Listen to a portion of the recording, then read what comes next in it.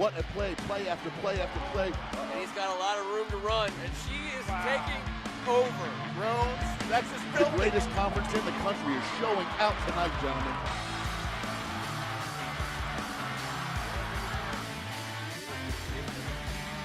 I cannot believe it. That is the greatest high school football game. Thank you so much for being with us on a Tuesday night. On behalf of First Amendment Sports, I'm Ken Marangolo. This is the WCAC Spectacular. He's Tim Strachan. So great to be here. You know, I know a lot of it is because of the layoff, but seeing kids out there doing things again, seeing all the news out there, it's been so much fun. Looking forward to tonight, as we'll see in our signature segment here in a minute. Yes, we will. A lot of news, a lot of things to be following, man. He's Kevin Ricka. And I'm excited we got a Mustang in the house tonight. And fellas, it's always cool when the guest that we have on has a field named after him in conference. Yep. You know, let's just put that on our resume. That's a first real here, quick, right? Yeah, I think so. It's going to be awesome. Well, the Gibbs, we had the Gibbs on. We did, yeah. But that's their father and grandfather. That's true. This is the man himself. Yeah, the original. We'll be heading over to Forest Hill shortly, but let's get things started the way we like to every week on the WCAC Spectacular, or with a little segment we like to call Around the League, brought to you by Lido Pizza. Heading down to 757 Showdown in Virginia Beach, where Holy Cross runners Isabella Ply and Kaylin Norris sent 4 personal bests between them. That's Norris finishing second in the 800. Good for a new school record. Good job, ladies. How about a DeMathis Stag staying home? Chris Adoy-Atsum, class of 13, signing a new 2-year contract with the local boys. He's already spent 4 years with DC United. We look forward to rooting for him. Oh, we're getting him on. We're going to do it. Down in Harrisonburg, Virginia, SJC's Jalen Carradine earned CAA Co-Player of the Day honors for James Madison on her first career double-double. Congratulations, Miss Cadet. That's Johnny. That's right. You better believe it. And you know what? We always got room for some mathletes out in good counsel. Oney, Maryland. Finalists in the high school mathematical modeling contest. 779 teams from around the world. They finished in the top 7%. That's how the WCAC rolls. There'll be Kicking no it math square involved. root down. I was told there would be no math. Out in Forestville, the Seton Roadrunners, coached by our good friend of the show, Dave Bell, took down my Mustangs, the Lady Mustangs and girls hoops. Congratulations to Dave Bell. A good night at the WCAC. We got more and more teams that are competing hard against each other. Rematch tomorrow night. Speaking of upsets, the 17th ranked New Hope squad visit the PVI girls out in Chantilly. Don't take your eyes off Lee Volker. That's draining in a shot. How about Bella Perkins for 3? Volker again with a backdoor here from Hastic. Looks like a Blue Devil already, man. Jalen Talley finished with 14 points. Here's a strong move inside with the bucket. She'll go to the line for another one. Strong. Talley again for 3. I think I mentioned Lee Volker earlier. Here she is again from behind the line. And Talley again looking for Alyssa Costigan. Wide open inside. Talley getting it done as well, all on her own. Strong drive here. That's a move. And a familiar name and face to our broadcast, Bella Perkins, behind the line. She had 4 of those 3-pointers. Panthers running out of time, though, down by 2. Lee Volker is going to get a chance. She's going to put up a 3. It will be just a bit outside, but she'll go to the line for 3 free throws. Again, 17th ranked New Hope in the house. Shooters The first one's the tough one. First one's always a tough one. Second one, money. How about Nick Holler and Paul Easton calling the game-winning free throw? It's up. It's good. Panthers with a 1-point lead. You know the 6-man wishes they were there to congratulate the Lady Panthers on just a heck of an upset. Great job. Scott Allen, congratulations. Down by 6, 7-0 run to finish things off out in Chantilly. We are back in action in the league. Around the League brought to you by Lido Pizza. Lido Pizza is square because they don't cut corners. You know, at Lido's, Kevin and Ken, Morgan Wooten was known for drawing up plays on napkins in the restaurant, and I know he would have had a play for that New Hope team with just, maybe a second and a half? Okay. I believe you. I got just a little throw in there. You might also had no shot. some pepperoni and sauce on. Hats off to Lee Volker and those Panthers, man. They're fun to watch, all those girls. And I remember them losing that championship game and the fire in their heart trying. Man, it's going to be great to see them trying to get back to a championship soon. Do they have an elective in Chantilly called backdoor offense or just offense 101? Because both the teams we've covered for the last 3 years run in just amazing offense, team ball all around. You saw how many different sets we saw there. That's just fundamental 101. We got to get out there and learn some hoops from this Chantilly campus. They got it all going on. Scott Allen does a great job. They come to play every single time, and it doesn't matter what people are reading or saying before these games, who's got a chance to win, who doesn't. You're right, T. They gave McNamara everything McNamara could handle in that championship game, which made it all the better for the Mustangs to get that hardware. But Scott Allen and the Lady Panthers have done nothing but acquit themselves amazingly. Yes, absolutely. Speaking of amazingness, I would like to bring to the stage a fellow Mustang straight out of Forestville. I mean, I'll tell you, we have some stories about his time in Forestville, but, the guy went on to Penn State.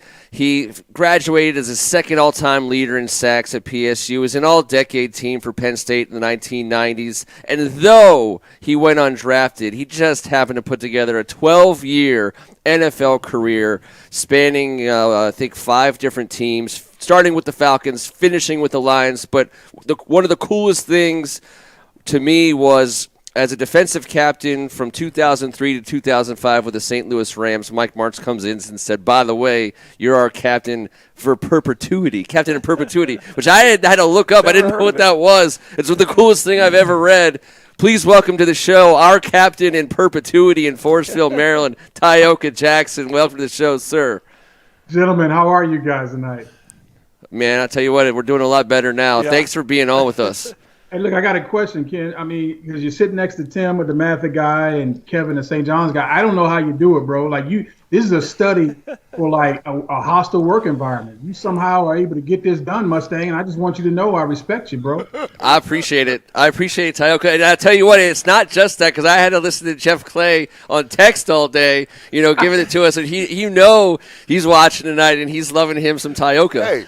That's right. That man, that's a Gonzaga graduate that apparently you're friends with, Tyoka. So now I'm pointing the finger your way, sir. But see, first of all, he's younger than me, and I didn't have to get him, so I'm able to get past that, man. He's a fine man too, so we all can live and let live. And speaking of fine men, your dad, man, Mr. Ricker, I got nothing but fond memories for him, and I'm glad to see you guys getting together and sort of carrying on that tradition of that he set, where he was.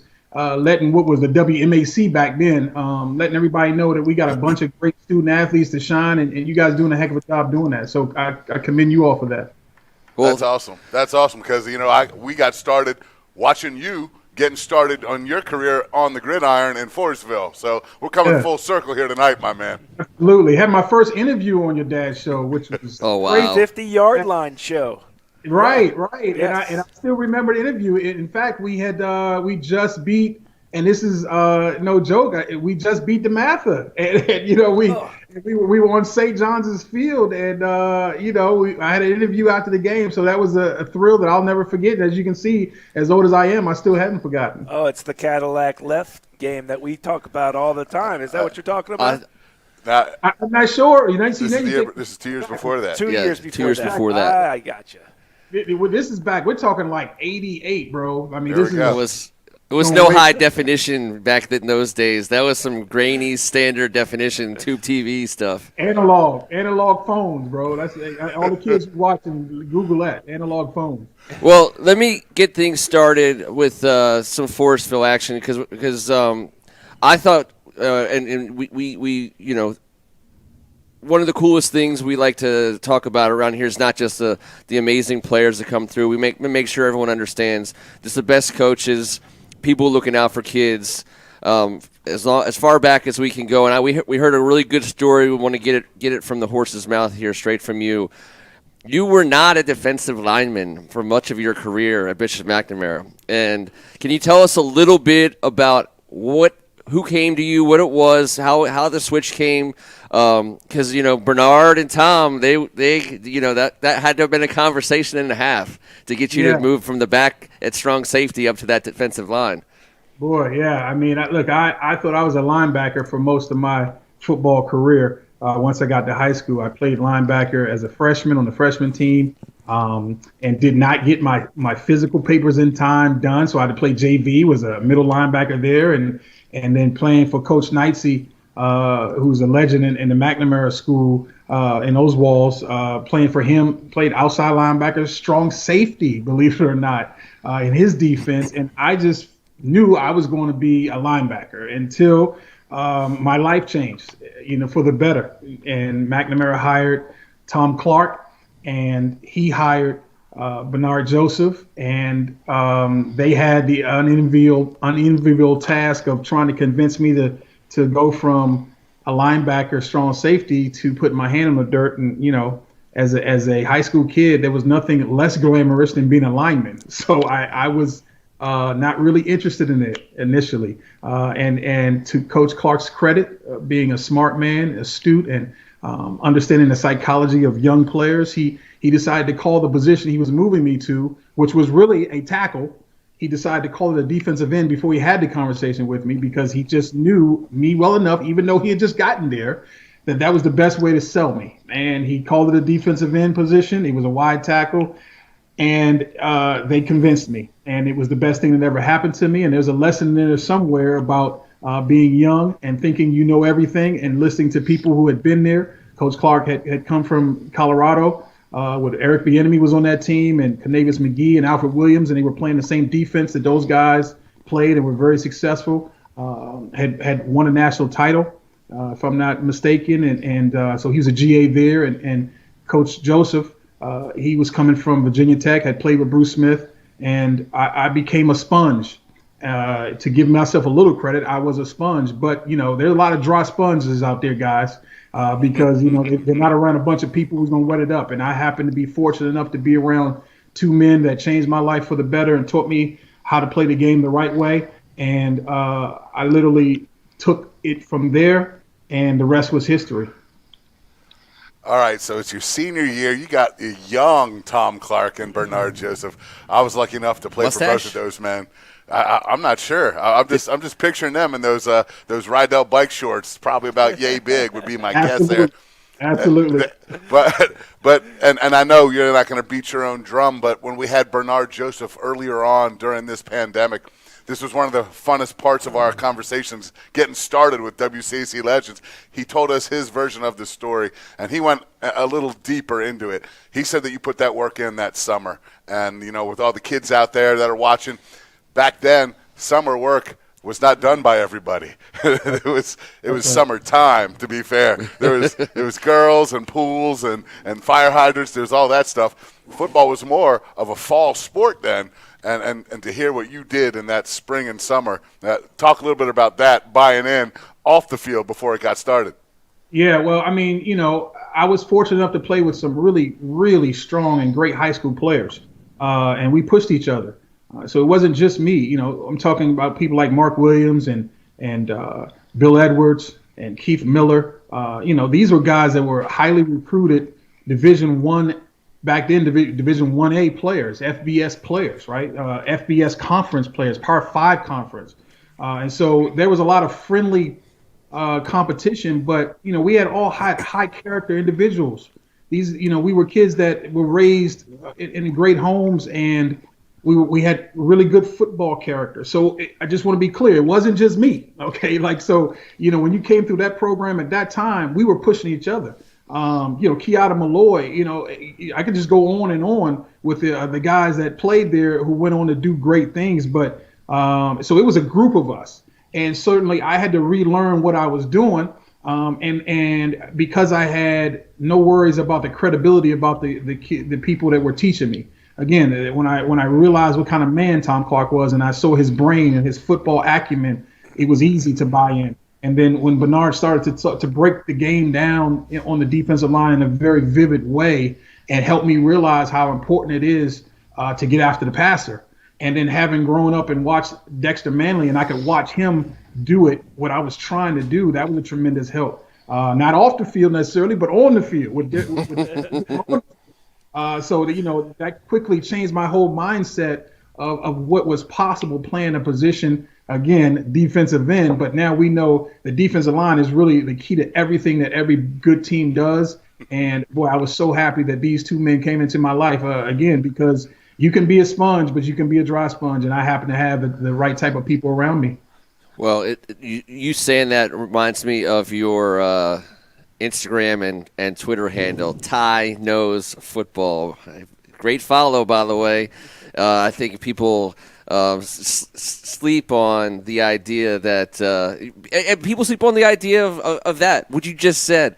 That people don't get that all the time. That what happens, on the line of scrimmage is what makes football football. You can't do it without those guys, and it is probably you can argue your way around the offensive line or the defensive line, but man, I'll tell you what, you don't have a defensive line, you don't have anything. Well, you certainly don't have a defense, and you probably won't win a bunch of games. And if you look at the programs, high school, college, and pro, that are successful year in and year out, it's because they understand that a program is built on the offense and defensive line. If you look at the Steelers, the Patriots, if you look at programs that win or in it, have a chance every single year, you try to figure out, well, why is that? It's a soup of a lot of different ingredients, front office and head coach and all that. But they understand that the line of scrimmage is paramount, even in this era of throw the ball around, right, and going deep, spreading people out, ball coming out of your hand fast. It's going to eventually come down to, can the offensive line protect, and can the defensive line wreak havoc against the run and against the pass? And this big game, I hear it's a Super Bowl coming up in a couple of days.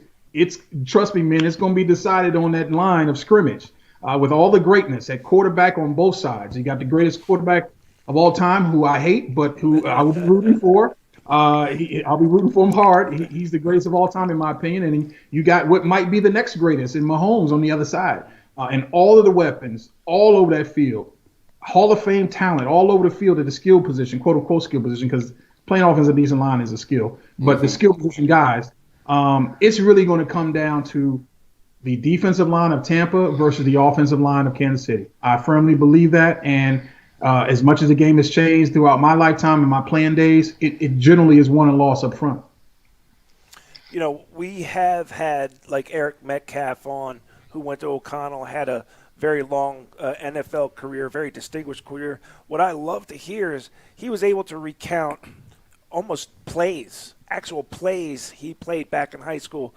Asking you, someone who played in the NFL for a long time, had a long career, can you still remember to this day some of those moments you had as a McNamara Mustang out on the field against other WCAC opponents? No question. I remember Gonzaga changing their entire blocking scheme to keep me off of their quarterback. And in fact, they're one of their offensive assistants after the game came over and said, hey, we had to change what we were doing, because I was literally getting doubled and tripled every single play. It was one of the most frustrating games I ever played, but it taught me a lesson that this is the ultimate team sport, and my job is to go hard every single play, even if things aren't going well for me personally. And if they're going to make a decision to do extra stuff, that's a compliment, but also more importantly, it's going to give opportunities to your teammates. And we won that game because they decided to let Mark Williams go one-on-one, which was crazy, and let other guys go one-on-one. And, we were able to play great defense and win that game. The Carroll game, which was for the championship, I'll never get over that. Having 5 sacks, the greatest game of my life, and losing that game is really all that matters to me, because that was my chance at a championship, and I'd never gotten close to a championship in high school. And Marvin Graves and that whole crew. It was an unbelievable day. I remember the game got rained out during the weekend on Saturday, and we had to play it on Monday, if I'm not mistaken, either Monday or Tuesday. The field was terrible, and I was in a zone I'd never been in before or since. And but we came away with an L, and that just will never leave me. It's funny, as many games I played, over 160 in the NFL and the countless college and high school. It's the losses, the tough losses that sort of stick with you forever. And of course, losing, the Super Bowl is at the top of that list. But I'm just telling you, say, man. but I'm telling you, 1D is against Carroll, but one of my fond memories of that game was when your dad called a highlight where he said Jackson's a big time player, and I batted the ball back in Graves' face and sacked him on the same play. And again, these are memories that'll never leave me, just because high school's different, man. A lot of people go to certain colleges because they weren't recruited heavily, and this is the best choice they got. The NFL, and you get drafted or you take the offer that's best for you. But we choose which high school to go to, and so the camaraderie and the sense of belonging that you have when you are with your high school teammates is really unlike anything else. I mean, there's a reason. That's an amazing story. Marvin Graves, by the way, Marvin remembers those sacks. Oh, yeah. He remembers them. He's been on the show. He walks with a limp because of him. I mean, Tyoka Jackson gave him a high 5 sacks, but I want to get my hands on this 50-yard line. Batted ball, reception, sack, tackle. Is that a pass defense? Sack, tackle for a loss. There's a whole lot of stat stuffing going on there, Tyoka Jackson. And the best part of all of it is it was Marvin Graves. You write them stats down on his back here for a second. Because if you can talk about someone doing that to someone in this league, and it's that man, you're having a serious conversation. Oh, yeah. It had that, and Marvin was ahead of his time. If he had come along now, yes, with we play offense now, with now offensive coordinators now being open and understanding to this full skill set of quarterbacks and not trying to put people in a box, I think his career would have went a lot differently. He was a terror in college. He played early in his career. I redshirted, so when we played against Syracuse, I didn't even play, and I still remember quarterback draw. He goes 40 yards against our Penn State defense in Happy Valley to score a touchdown. So he's a legend. And a long list of legends in our conference. And so, how blessed was I to play with that type of history behind us. And all I wanted to do was try to win a championship for the school that I loved and leave my mark. And, overall, we didn't win the championship, but what great fond memories of the competition against some of the best student athletes that you could have playing high school football. Well, you did leave your mark, because I had the high honor of welcoming our broadcast audience to Tyoka Jackson Field, which was just an amazing, amazing day. Seam Penny joined us in the booth. It was an awesome day. We're going to be back in Forestville and getting those amazing fish sandwiches, and you will if you hopefully we'll get in touch with you so you could be there. And I don't want to gloss over Penn State because nothing obviously that it's such an important part of your journey, but I want to talk a little bit about how you got out of Penn State. And you were undrafted after finishing your career there as the second highest sack leader. You excelled in the classroom. You made the most of a college experience, and you went pro in multiple ways after you left Penn State. And that's kind of what I wanted to talk about next, was the manner in which you were undrafted, but you set on over a decade-long NFL career, but you went right to work. You became the president right away of your own investment company, and you were immediately involved in the community in a humongous way, way ahead, way before you gave back to McNamara to make that field a reality. I know tonight we don't have an In the Community segment because you are our In the Community segment, because you've been such a huge giver and so involved in our community. I mean, but you've touched so many other communities because you also the work that you did in St. Louis. I would love to hear you talk about the kind of programs you did, because those kids, the Tyoka's troops. I mean, come on, that's inspiring. I mean, that's amazing. Can't cut it out. You're not gonna make me cry, bro. I see you can just stop that right there. I'm not shedding any tears on your show right now. I know that's what you're going. That'll shoot up the viewership right now. That's not gonna happen. Man. All right. Firestone. No Roy Firestone moment. No Roy Firestone moment. But I'm not gonna cry, Roy. I can do it, Roy. First of all, very kind of you to say those things. I appreciate it. Not getting drafted is still one of the worst days of my life. And I had to have a real life conversation with myself in the mirror and let myself know I wasn't as good as I thought I was. And I had to change what I was doing to get where I wanted to go. And that ended up being a really good lesson for me for the rest of my life in business and in my personal life. Being able to have tough conversations with yourself and realistic assessment of where you are and where you're trying to go. So, I'm not going to say that I am glad I didn't get drafted, but in a backward way, it certainly was a moment for me to get better as a player, but most importantly as a man. And talking about being blessed to be around certain people, I had the fortune to be around Frank Gans, who's one of the greatest special teams coaches of all time in the NFL. With my rookie year in Atlanta, I signed with them as a free agent and was on their practice squad. And he said, what you give grows and what you keep dies. And that had a huge impact on me. He's like, you want to live forever? Be a giver. And it's like, we all know that we're going to leave this earth one day, and the money won't matter, and, your stats won't matter, but what you give to other people will live on forever. And so that's something that I sort of adopted and began to realize how that's true. And so I'm kind of selfish, man. I do it because it makes me feel good, and I just want to help people because I grew up in a very stable home, and I had a lot of tremendous leadership in my life at home initially, and then at McNamara, being around high character individuals who taught me in the classroom and on the field. And I played with very high character individuals with high football character, as I said before. And that environment made it really easy for me to be successful. But to be honest with you, there are a lot of people who don't have that environment. People that look like you guys and people that look like me don't have that sort of environment, and they don't have the chance for all of their talents to come out because they're challenged with their food. Their home environment is very challenging.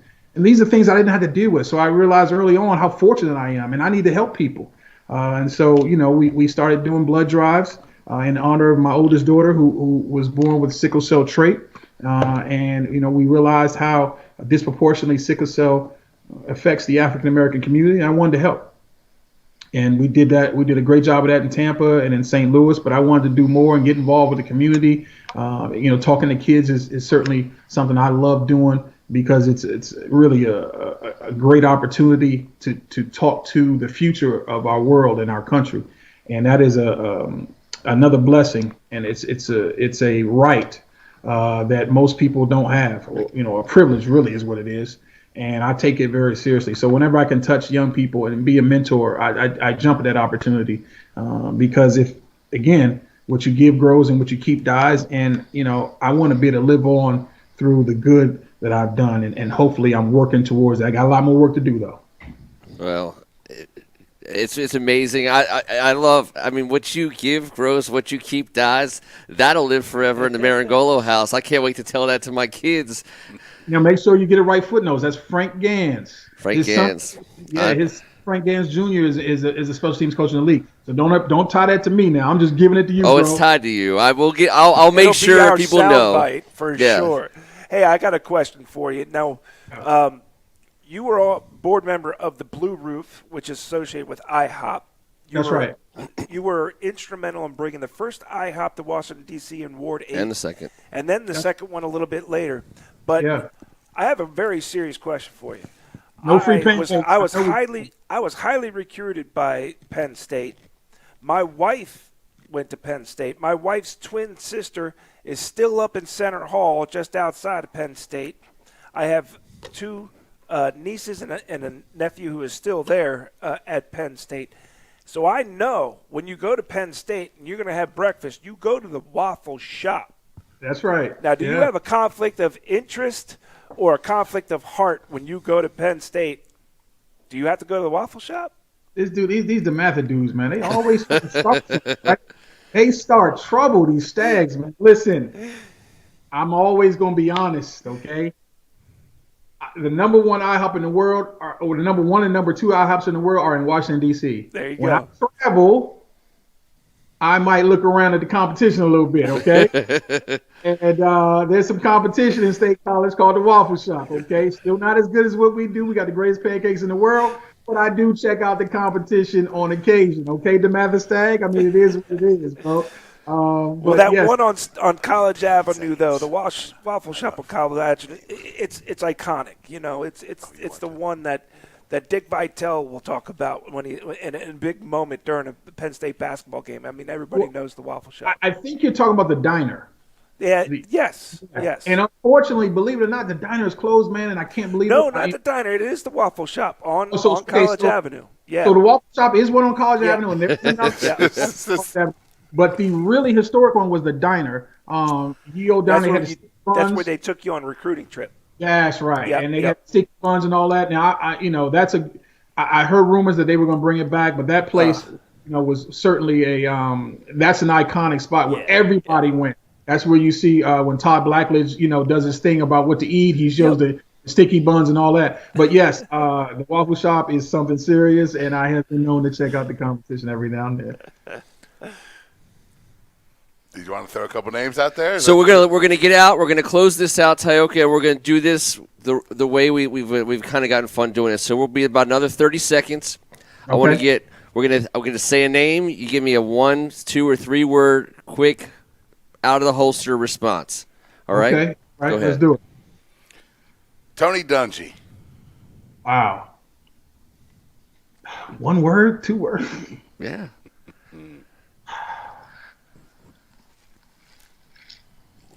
Demanding but easy to play for. Martin Mayhew.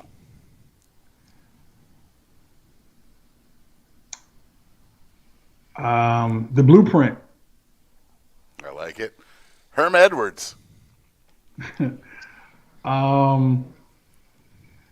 Unforgettable. Marshall Falk. The GOAT. Yeah. Yeah, that's pretty sick. Yeah. I mean, when you play for the Tampa 2 and you play for the greatest show on turf, you're going to have some strong opinions here. And if you see one there, but Warren Sapp?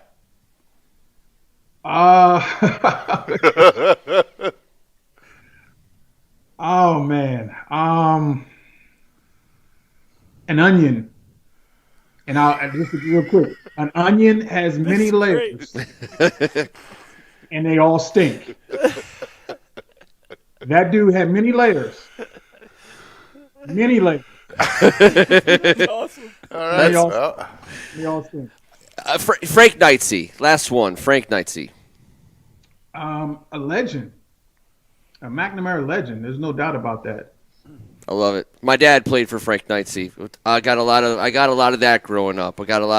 He also played almost every position in his career at Bishop McNamara. He ended up as a running back. I believe Stuart Broom broke his rushing record my senior year, but Frank Knightsey made a big impact on my dad, and as a result, I got a lot of Frank Knightsey when I was a kid. So when you said that name, it just brought it all back.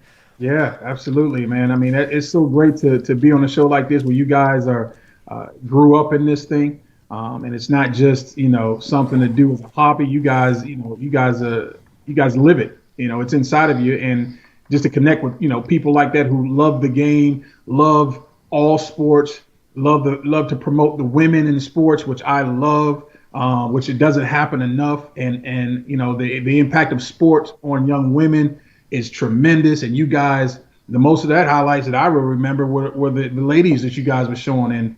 And shout out to Bishop McNamara's ladies basketball team. I can't believe I got to call Frank. I can't believe they lost. I'm not used to them losing, man. So, but I just want to commend you guys. You guys do a tremendous job. And technically, I know a little bit about broadcasting. And technically, you on it too, man. So, kudos to you all. Hey, thank you so much. We look forward to having you back. He can be followed on Instagram and Twitter at Ty Knows Football. He is the pride of Bishop McNamara, class of '89, and our captain in perpetuity. Thanks for making our show better tonight. We will talk to you soon, Tyoka Jackson.